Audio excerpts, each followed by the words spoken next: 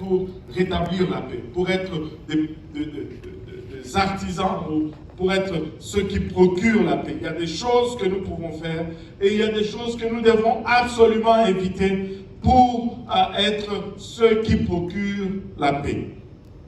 Et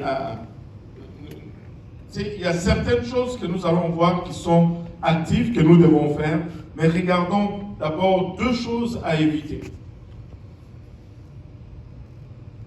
Deux choses qui ne sont pas un rétablissement de paix. Rétablir la paix ne signifie pas éviter les problèmes. Allô? Établir la paix, ce n'est pas fuir les problèmes. Fuir un problème, faire un semblant qui n'existe pas ou avoir peur d'en parler est une lâcheté. Et vous savez, dernièrement, quand j'ai regardé la parole de Dieu, la première chose dans le livre d'Apocalypse, sur une des listes, les premiers qui sont listés sur la liste pour aller en enfer, ce sont les lâches.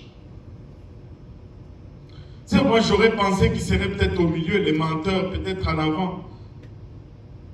Mais les lâches, c'est ceux qui ont peur, des confrontations. Je vous avoue que moi, je n'aime pas les confrontations. Peut-être ce message est pour moi-même. Je n'aime pas les confrontations. Souvent, j'essaye de les éviter. Mais la parole de Dieu me dit que ce n'est pas ça qu'il faut faire. Allô? Ce n'est pas ça qu'il faut faire. Il ne faut pas faire semblant qu'un problème n'existe pas. Ou avoir peur d'en parler. Jésus, qu'on appelle le prince de la paix, n'a jamais eu peur des conflits. Avez-vous remarqué que il ne s'est pas rétracté face à quelconque conflit?